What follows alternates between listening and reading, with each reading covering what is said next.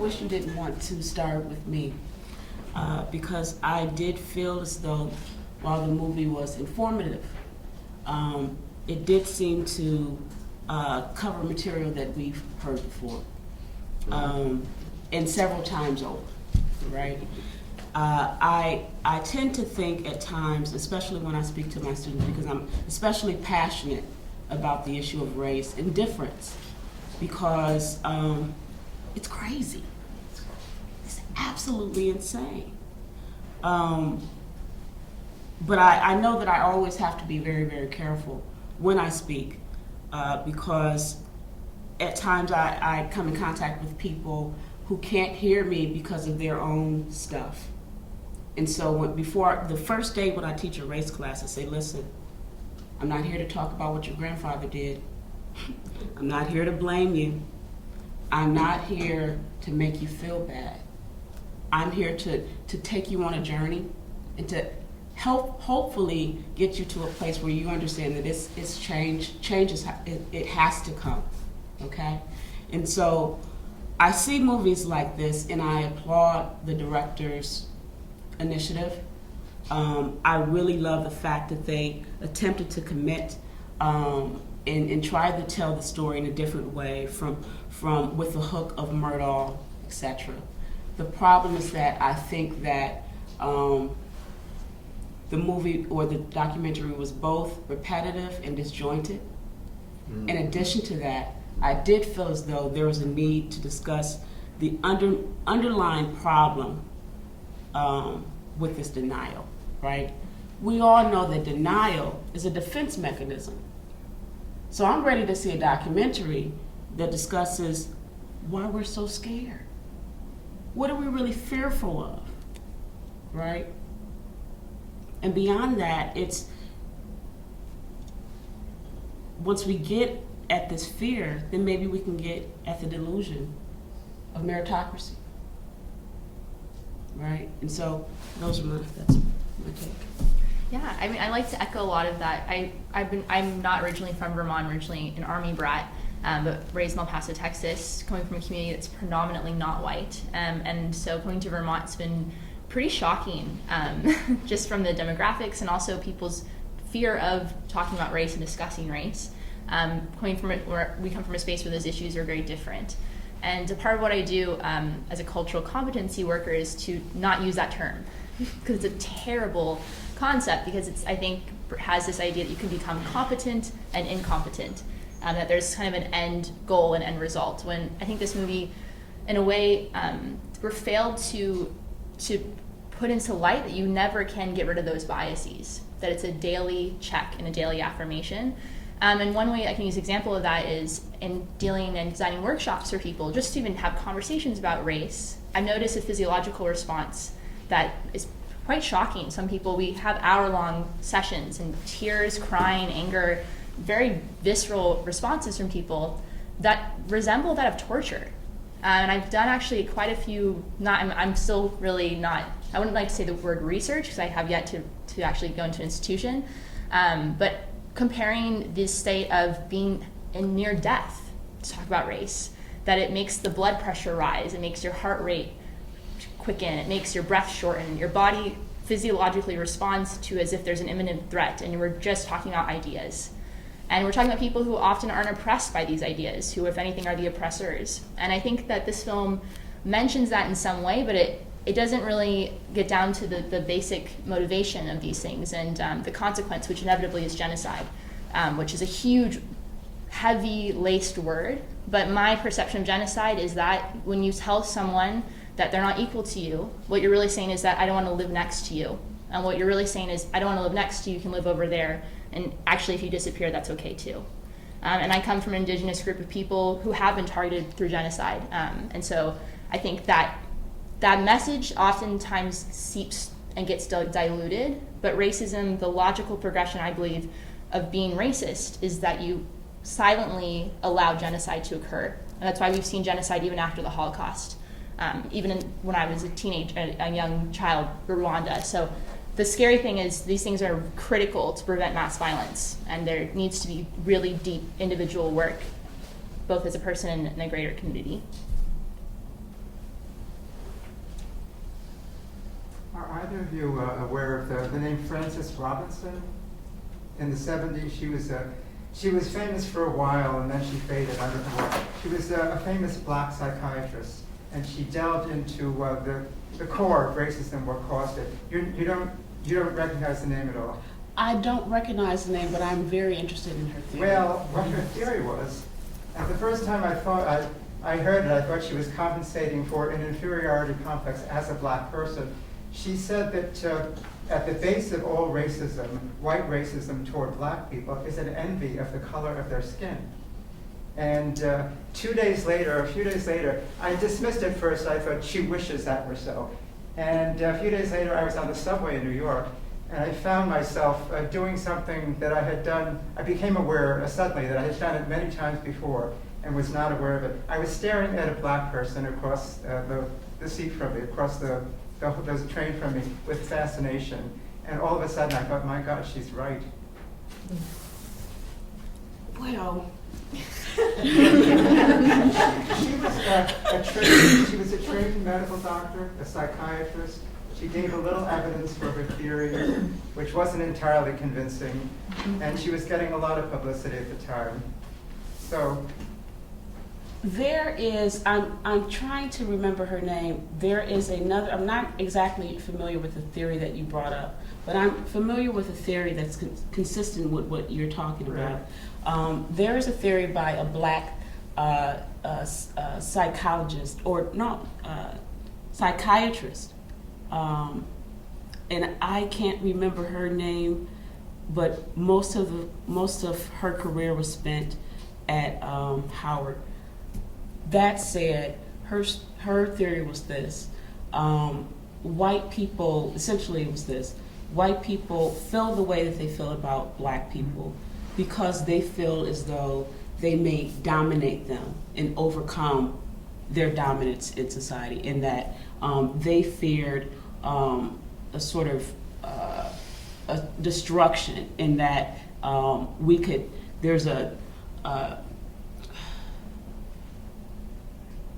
essentially there was a fear of whiteness becoming extinct, and white people intermixing with black people, and in that way becoming extinct.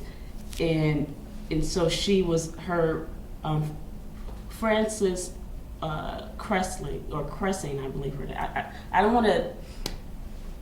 I don't want to say her name if I can't say it correctly. So I'll just say that theory was out there. And it really was a theory about white people having a fear that they would become extinct, dominated. And so honestly, I can tell you that theory in the 1950s was very dominant in the field of sociology. And for some reason, we made a turn and began to look beyond this idea that people are participating in race or choosing to discriminate against people because of their own fear of losing their stuff and losing their place in society, on a level beyond wealth, right? Right now we talk about wealth and people engage in discrimination, and they're aware of inequality, but they deal with the systems of inequality because they don't want to get rid of their stuff, right? But the previous theory really spoke about the sort of psychological fear of being lost in terms of losing one's dominance. Go ahead. They're so connected. They are. They are. And words are almost the same dynamic. And the interesting thing is that for some reason, we've put those thoughts to bed. The fear ones. Where, folks like me, it's difficult to even bring them up. We can't even remember because they've been put to bed. But that is why I said I think it's time that we revisit that stuff. It's something about the 50s, I think people, for the most part, they were on to something in many areas. social areas in terms of thinking about why we do the stuff we do. But I think we've taken a turn, and for some reason, I think we're still trying to protect ourselves from something, right? I was happy with this because I think it gave me an insight into something that I've been puzzling over. I've been in a relationship, and I've told the woman that she's beautiful. She feels beautiful sometimes, but she'll look in the mirror, she don't know, and she'll have a hard look on her face. So somehow how we perceive ourselves allows us to live different stories, or keeps us from living stories. Now, she's beginning to realize she's beautiful. I like that, but that allows her to live a feminine story that was being denied her with her other perception for whatever caused her to think she wasn't particularly beautiful. And I saw that with the kids. There's a story you can't live because of your self-perception. It's such a tremendous waste. We waste so much human potential around some of these things, these stories that are denied us because of our self-perception. I would say though it's not necessary. I work with Women's Safe, which is a hotline, or sorry, I don't know if you, yeah. And there's so much abuse going on with women in Vermont, and I always thought it was a standard story of a prostitute or a brown-skinned woman who's just marginalized, and it's not. It's my neighbor, and that story isn't coming from these people who are being abused. That's a story that they've been told. That's what happens. That's a story I've been told what happens. With racism, we're told that people who are behind bars are deserving of that. They're not telling, and they're passive conspirators and that they're accepting it. But it's not coming from within them. And we notice, like with the doll example with the children, it's not happening maybe when they become older. It's happening the moment they're born. The moment that they exist, there's a story of what their body symbolizes and their worth. There's a story of what a woman's value is that we're so unconsciously accepting of. That's not universal. The objectification of women in the Super Bowl with these crazy commercials where a woman's eating a cheeseburger in a bikini. That, for many people, it becomes non-normal, and you can recognize that woman's becoming an object. But if you're being told from kindergarten that that's normal, and I think going back to this earlier point that was said, with the work that I've been doing, which I find fascinating, is that white people are intrigued by black people because they don't know anything about them. And there's this really strange disconnect where whiteness is the story that's being told all the time. It's being told in institutions. At Stanford University, I was there for 4 years, and there was only one Native American professor. And the Stanford land is Native Holy Land. There's not a single other person. I only had one African American professor. I only had one African professor. This is an institution that's one of the most powerful institutions in the world. And the only stories they're telling are of men, are of white men, or of white women. And that story is telling that these are inherently more valuable. And so you're having students having disconnect, and you're seeing white students succeed more. Stanford unfortunately lost a Native student to suicide last week, which is the second in 6 years. And it's not because of the story that he's telling himself necessarily, but it's a lot of external stories, that you're not worth something, that you can't be seen for who you are, even with a degree. And so I think that being honest, that talking about race, that when you don't know a culture, when you objectify a person because of their skin color, I think can often be because you don't know who they are. And so you start to just become obsessed with it because it's so beautiful and so mysterious, and you want to know, but you don't. And just aside for an AmeriCorps conference that I attended actually with Liz, this exploded in a racial competency course where there's one black student and all the white students charged her and wanted to know about her culture and wanted to know who she was, and she was just trying to participate in the group because they really thought it was a cultural exchange. They didn't view her as an equal, they didn't see her. And that's kind of the greater fear that's happening. I think in addition to that, those people who are trying to exist in a society that sort of accepts you but not really, they're really sort of walking a fine line. And you're always in a space where you'd much rather, if the difference is about race, gender, sexuality, or whatever, we do want to be accepted. We don't want people looking at us and staring at us like, who are you? Why are you here? right? What are you all about? Can I trust you? You know, we don't really want that. But then when you experience it anyway, because it's part of your reality, it's very taxing, right? And so as a parent of a 11-year-old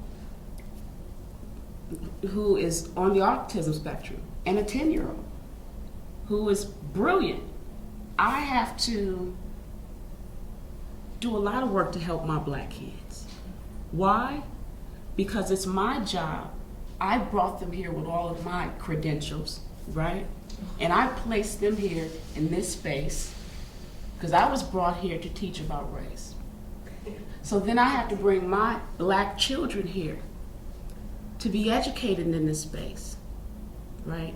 I have to be strong enough to know that they're going to experience some stuff, but to teach them to be able to accept people for who they are and to engage with the spirit as opposed to the skin, right? I've had to teach that.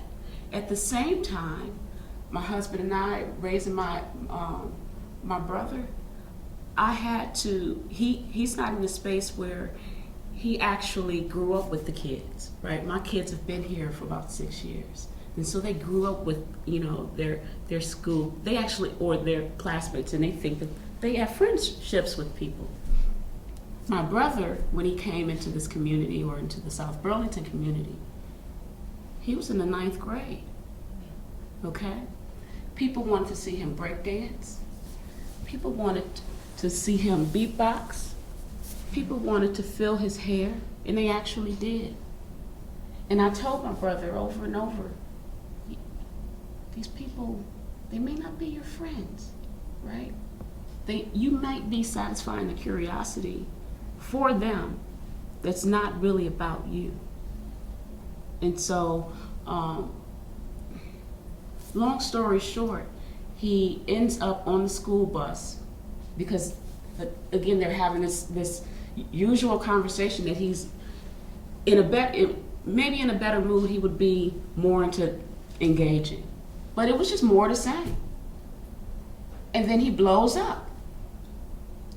Next thing I know, he's in the counselor's office, and he's saying, I feel like they're discriminating against me. They keep asking me to think about these crazy things and asking me to do these crazy stuff, or basically perform in front of them, etc. And I feel weird. I don't feel right, and this isn't right. But the kids that he felt that way about, they felt as though he was just being sore for no reason. What's wrong with you? You could take it at any other point, right? And so I think in some cases, it's a good thing to tell people and maybe teach people to deal with discrimination. At the same time, it's difficult to control how that stuff is actually going to impact the individual. And the best thing that you can do is to know what it is that you're facing, and if you see that you're not adjusting appropriately or that your adjustments are undermining your own self-esteem, you have to make some changes. So, as a black professor at UVM who dealt with hostility directly in the classroom, students basically, why should we have to listen to you? In a room full of 160 students. I had to eventually tell myself, I said, Katrinell, you're not there for them. You're not there to wear and to walk around with the fear that you have when you walk into those spaces. I had to decide that I'm here to do the job that the University of Vermont has hired me to do, and that is to be effective as a sociologist, be effective as an advisor. I'm not here to kiss butt. I'm not here to make people feel good, right? I'm not here to hurt anyone, but I'm here on a mission, right? I had to act like I'm a preacher. I got a word to give, okay? But I had to not take it personally. And that's the biggest deal all day. You can't take it personally. It's exhausting. Exactly.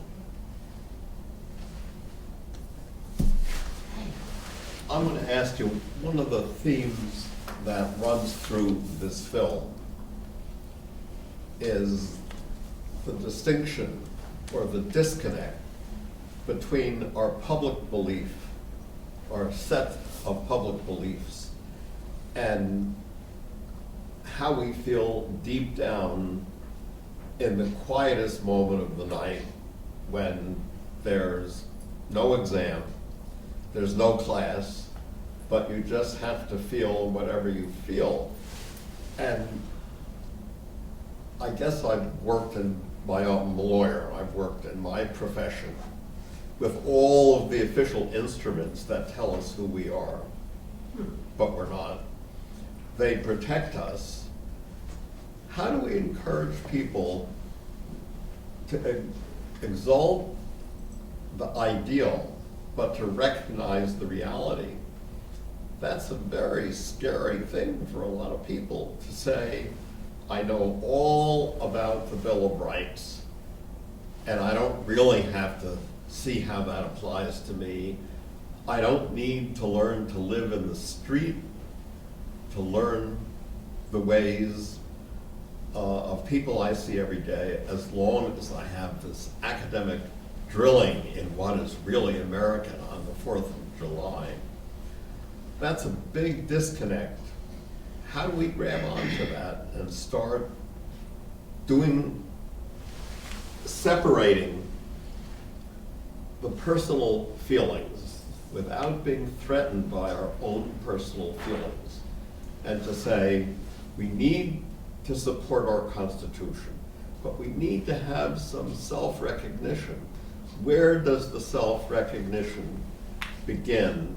How do we make people feel safe in facing their own feelings about racism? And I should add, the same probably applies to sexism. I don't know, it's really the same phenomenon. And I think the psychological solution probably is similar in both cases. But where do you interfere with, where do you begin to work on that disconnect between what is official and what's in here for many people? Maybe another way of putting the question, and then I'll stop, is that both of you are educators. How do you bring these very deep personal feelings into the curriculum and get people to talk about them? I think to answer the first question about safety and feeling safe with these feelings. Oh yeah, no, it's fine. Thank you. Is that you are always safe. That this feeling that you're in danger is, I think, psychological trauma is defined by the imminent fear of death and the reality that you're going to die. And the truth is, when you talk about race, you're not going to die. You can maybe get a heart attack from the stress of it, but the words, it's not a gun, it's not poison, and it will not kill you. And that's the truth. And the fact maybe will be like, well, maybe I feel like it's going to kill me, or I feel really unsafe. But one thing that I've done in workshops is to make people to recognize that their discomfort is not the same as being in danger. That you feel uncomfortable in something, and that's actually really good. Because the point of these systems is that you never even feel them. Is that you can be this person in your own Vermont community, and you can never even feel the empathy of your neighbor being raped. You can be in these communities and you can see a child being suspended more than a black child being suspended more egregiously than a white child, and you never have to feel that. And that's the comfort of not caring is intentional. How do you get past that? How does the average 7th grader in a Vermont school get past that? I don't think the point is to get past it, honestly. I think that my partner is, I'm going to call him out, sorry Haji, my partner is black, and I feel discomfort every single day in Vermont. Every single day. I look at I'm nervous about the way people look at him. I'm nervous about things. Why should I feel that discomfort and other people shouldn't? Mm-hmm. Why is this my social burden and not someone else's? Another example, my brother fought in Afghanistan, and I'm very conscious of deployment. It bothered me that people could go throughout America and not feel the burden of having someone in combat.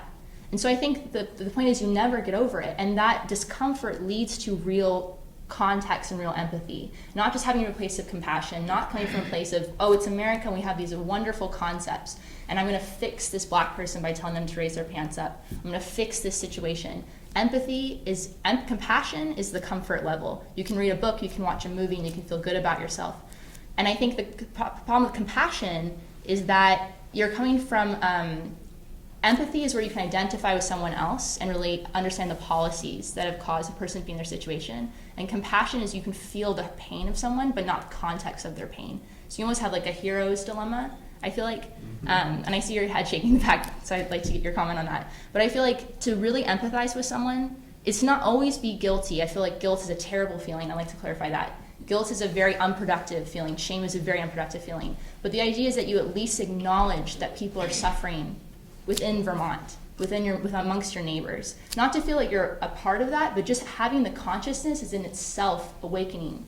Having the consciousness that these problems are existing in the first place, the discomfort. I really think that's the goal. I would want someone to always feel conscious if there's a black person in the room, if there's a person who grabs their purse, to feel sensitive to that and not just be the person who's the partner next to them, but have everyone kind of look and say, wow, you just reacted like that.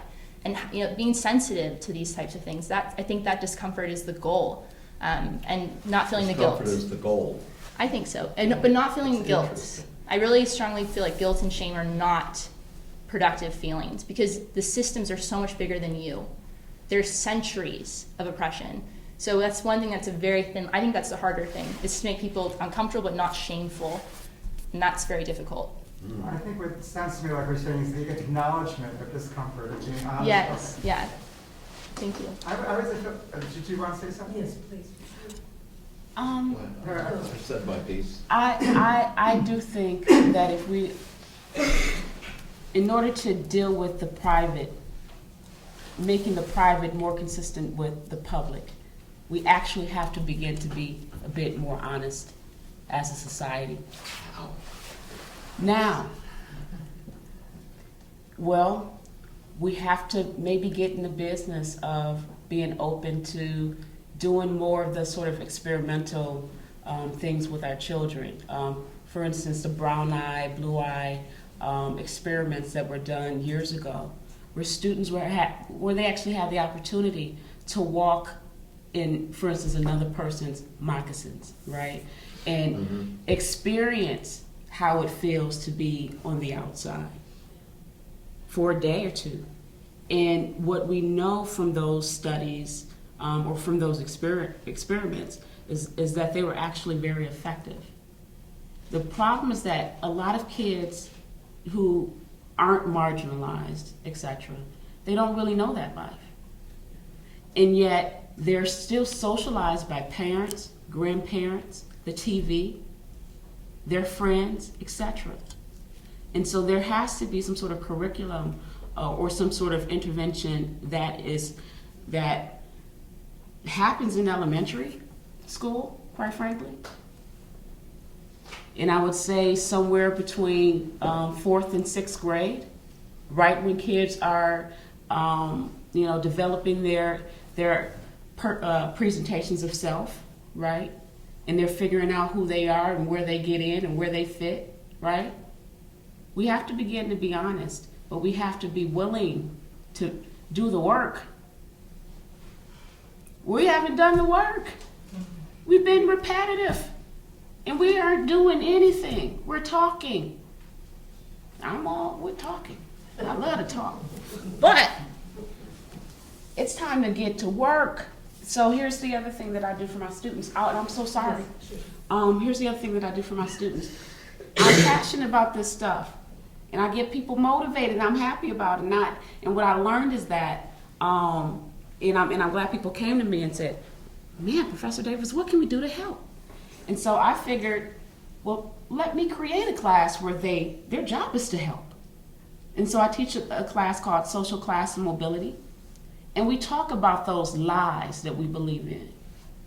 We talk about the trends that are correct that we have to pay attention to, because this mess is jacking us all up, right? And then the other thing that I have them do, I have them volunteer for the organizations that are actually helping people in need. Because it is about race, but it's also about class now, You bet. right? And then the last thing that I do, I teach them how to write grants. And so as a group, they write one grant for the organization that they're partnered with. Okay? We actually have to put our time in. We have to actually dedicate some real situated social action, social, effort to make social change happen. And I see us doing a lot of talking, but it's about time for us to be a bit more innovative.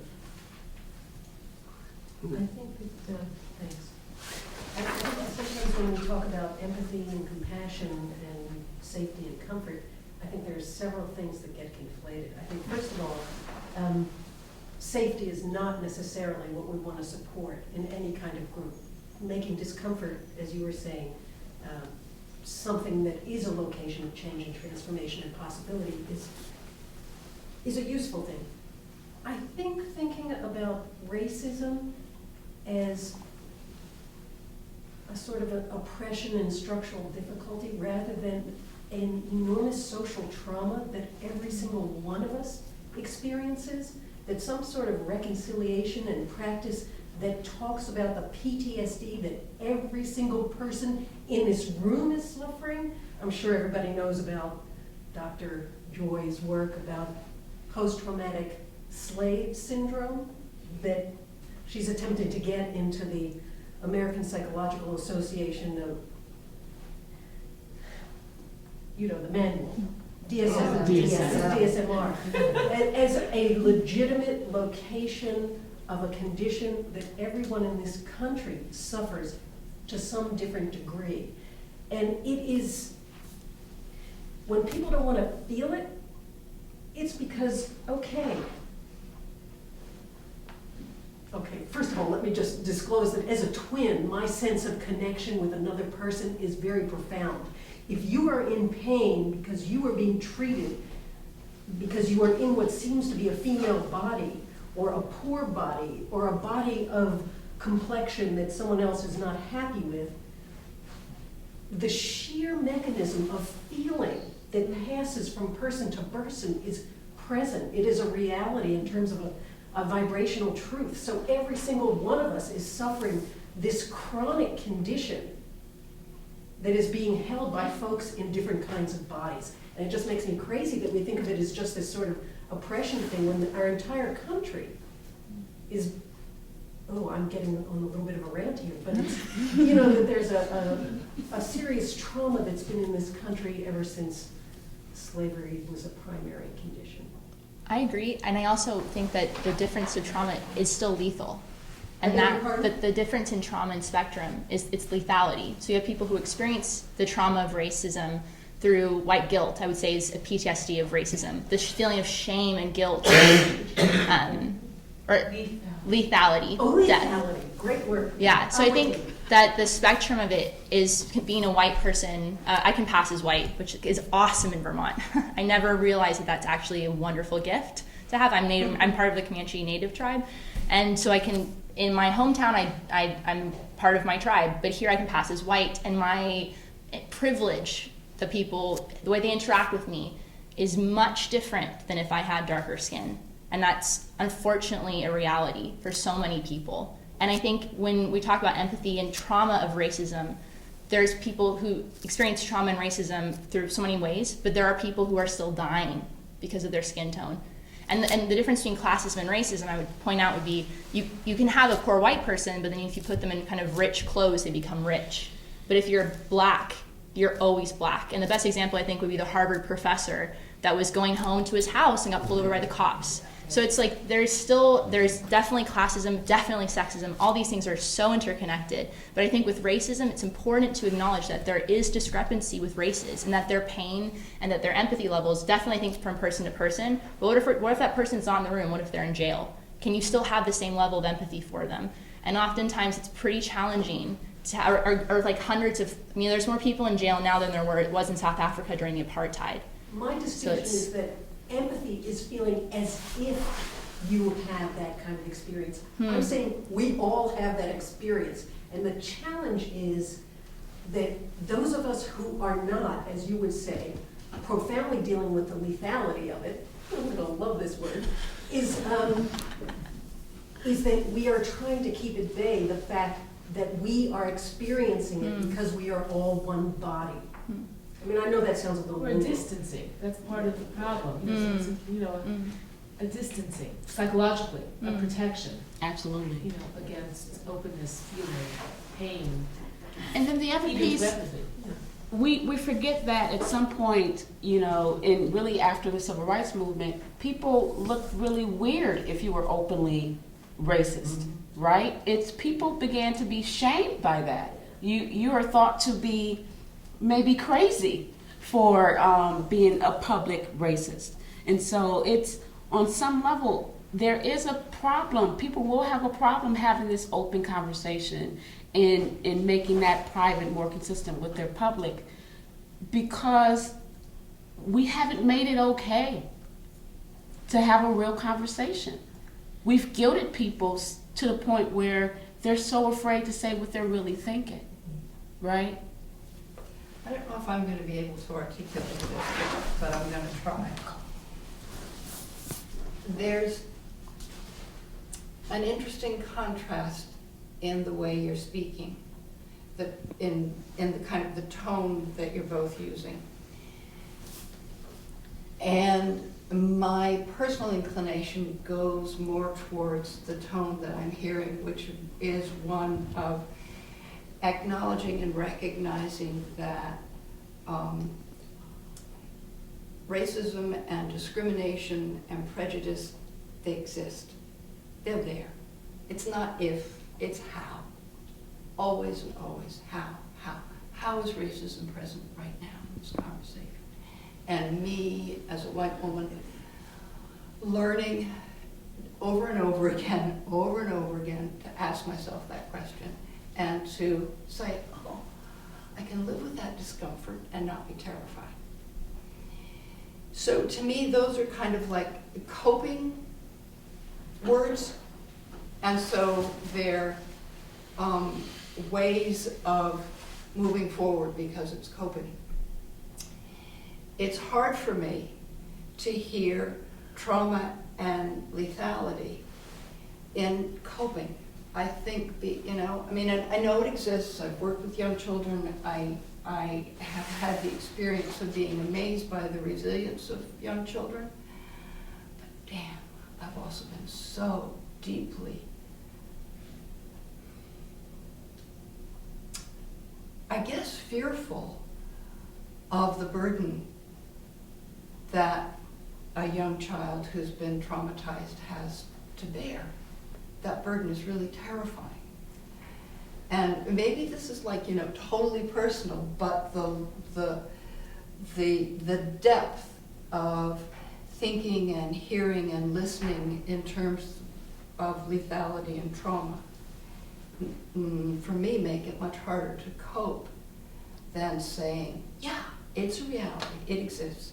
We need to constantly work against being stuck in either or thinking, for example, good, bad thinking, good, bad solutions, good, bad self, and kind of live with the crazy complexity of how can we have laws that are better now in terms of civil liberties for gay and lesbian folks.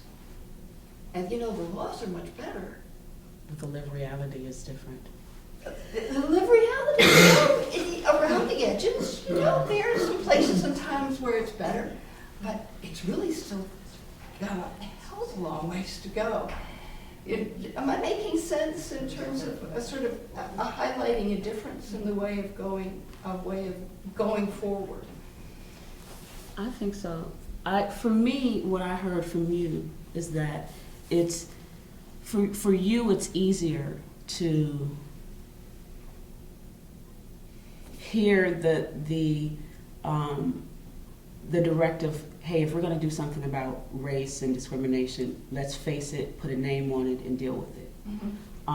Rather, it's easier for you to do that rather than sort of sit and stomach and deal with and have to work through someone else's trauma and sort of pressure that they're feeling because of that experience. Are you saying that? Yes, yeah, and hearing you say that is probably also saying maybe that gets to what you were talking about earlier in terms of identifying the fear. Because then that's my saying, oh shit, do I have to look at my own trauma? Mm. But there's also a part of me that's saying, I'm not sure it's trauma.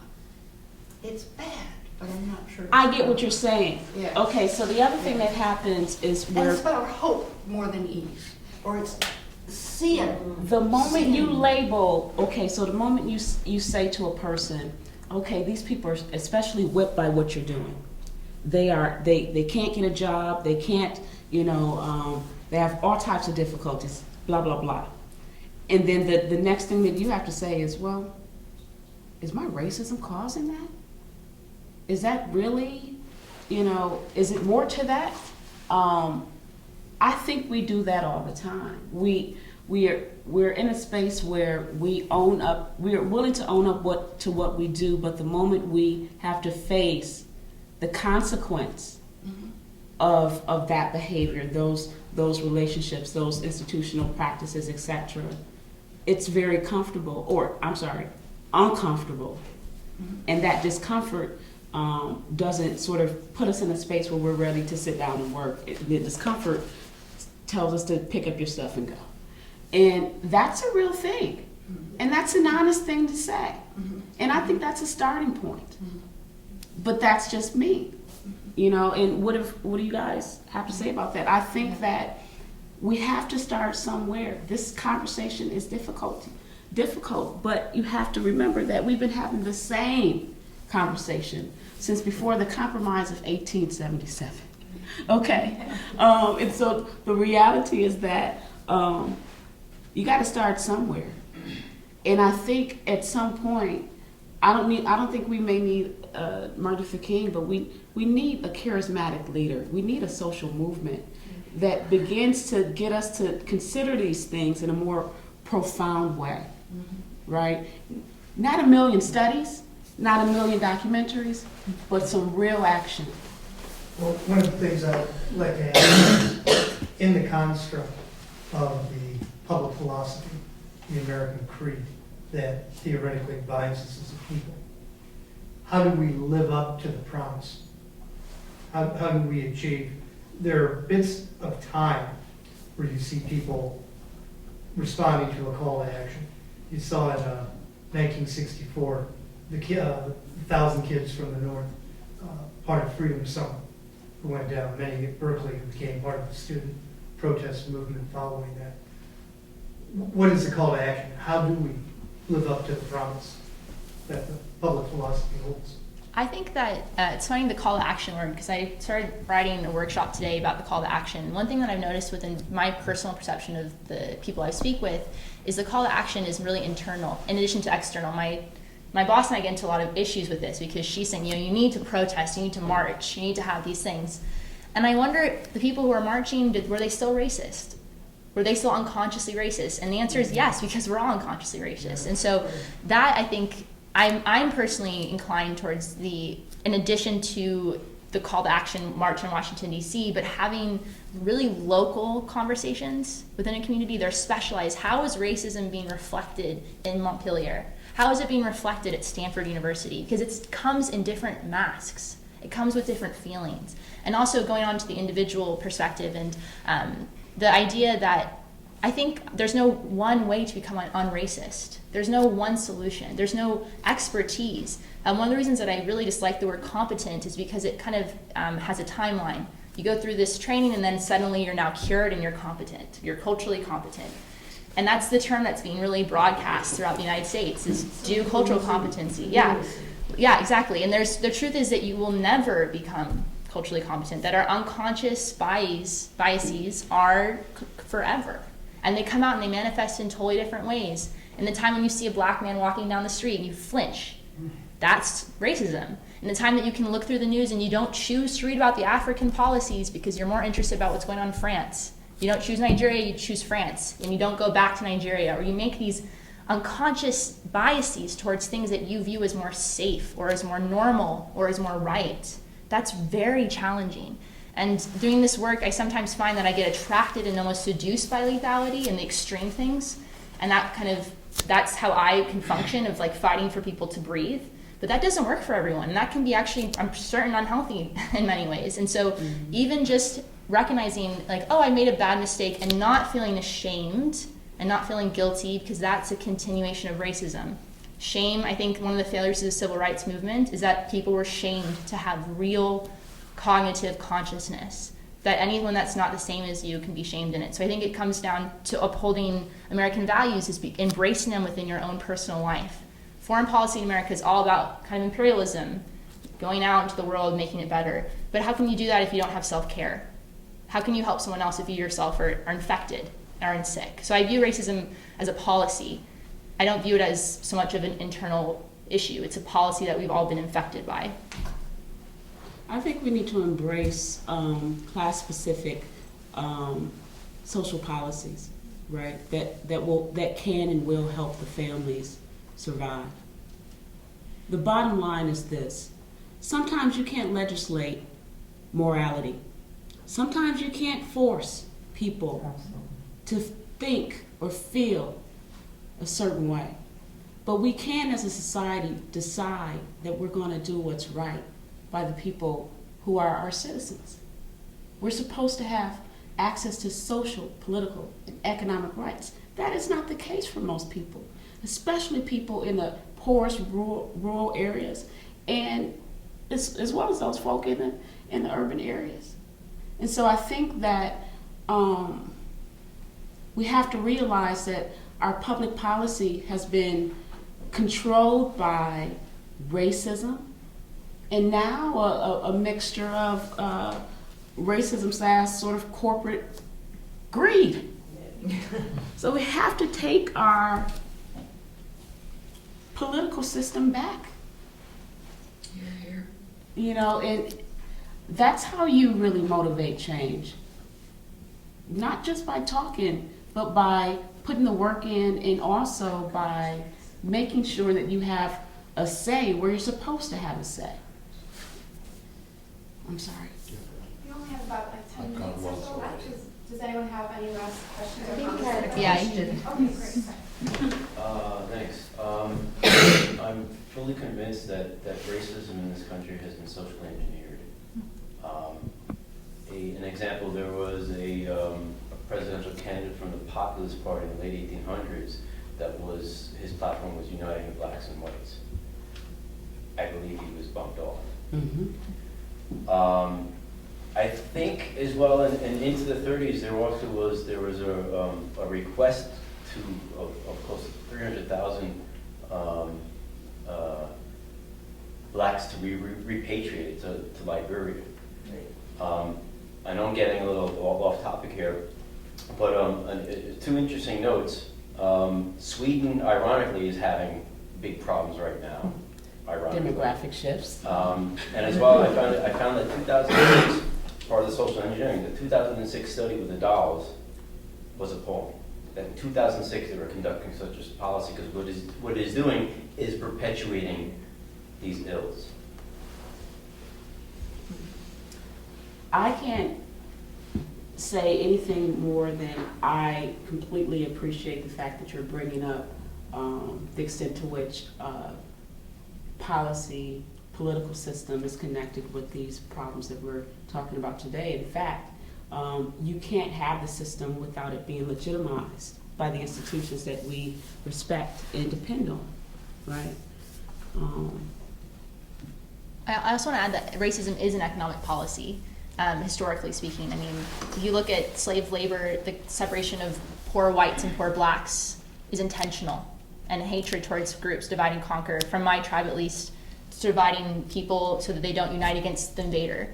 So it is it's so ingrained now with classism as well, especially when you're having a little more black mobility, but still not as it should be. So racism really, I strongly believe, is an economic policy, and it's a very successful economic policy. Look at Nina Simone. Exactly. So I think viewing that, and I think that also helps to alleviate guilt.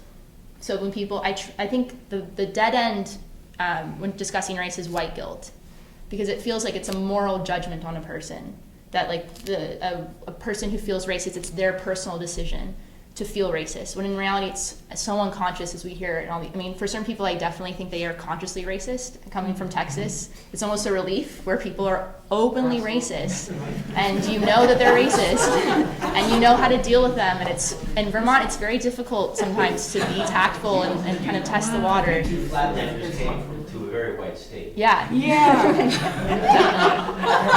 Why is it so? But what you're describing is it makes it all worse. The more you repress, the more and that could come to something in the future that's we don't even want to think about. Mm-hmm. So I think you're absolutely right, Pete, that as far as I'm concerned, the emphasis should be on being completely honest. If you hate black people, just say it and call them the N-word. I think that's the only way you're going to resolve these things. In the South, there was great progress made for a while with school integration, as opposed to what happened in Boston, because there they were allowed to express their feelings very openly. And because they could discuss it, and some of those feelings, in some cases, changed dramatically. But in Boston, it never happened because you could never say that. I mean, I'd rather not go back and have people feel like it's okay. You'd be surprised. I mean, not that we shouldn't heal, but, you know, I can't say that I like want to go down to Texas and be part of that scene. But Texas is, I've been coming from Texas. I really, because it's so funny, because in Texas people are like, oh, the socialist Vermonters, blah. And then Vermont's the opposite. But I've had much more conversations about race in Texas every single day.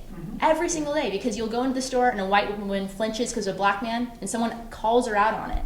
Or another person, even to support her, yeah, that was messed up. Or the other person will be like, what was the impetus for that reaction? but at least you can discuss it. You're just having these conversations, and you come from an extremely diverse community, and if a black child would be suspended longer than a white child for an incident that's not legitimate, there would be protests from white parents as well, because they would know this child, they would know the story, and they would know it's okay. And there's lots of more engagement. So I think there is something to be, it's difference between hatred and the closed-offness of just wanting to be violent with your words, Right. or being unconsciously violent and really being empathetic. You know, some people, racists are good people. My grandmother's a racist. They're not just the action that they exhibit. They're a symptom of a greater policy. And I think that Vermont could, I mean, that's the kind of the goal with the workshops we're doing, is to get people to talk about these things and to recognize that they have them. Absolutely. As an Army brat, maybe you should use the wounded warrior Yeah. sort of approach. You know, that here we are, all wounded warriors from this war in terms of racial craziness and class craziness. No, just And actually see what some of the services, Army and Navy and lots of folks are doing around this very real issue for folks coming back from Afghanistan without legs. And I mean, that's a physical reality, but we are psychically pretty severed. So.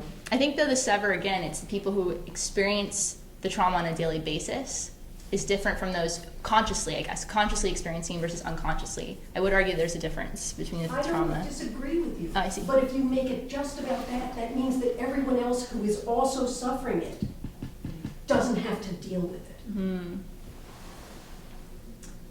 I think, you know, if we want to make... You're making the distinction that actually enhances the division. Make it everybody's problem, everybody's suffering. Improves it. Without minimizing the Yeah. difference, without Yeah. minimizing. You know, That's the only that's thing what that we works keep trying to be like that. That's the only thing that. One thing that I'll works. note, as I take different films around the state for screenings and discussions, there's a great passion here in Vermont for diversity topics. We have a whole host of films that we've been screening, from Central Park 5, Ken Burns' film, to The House I Live In, to 15 to Life, to American Promise, to More Than a Month, a whole host of provocative, timely topics that are going around, and there was great turnout and great interest. Vermont also, I'm not from Vermont either, but uniquely, Vermont, while being a tragically white state, is also the very first state to incorporate in its constitution why it's the 14th state, as opposed to perhaps part of the 13 colonies, is because slavery was not permitted in the Constitution. And so, Only for We have- adults above the age of 18. so we have a long way to go. But there is hope, and you guys are doing a great job. Thank you for participating. Thank you. Thank you for having us. Thank you so much for coming out.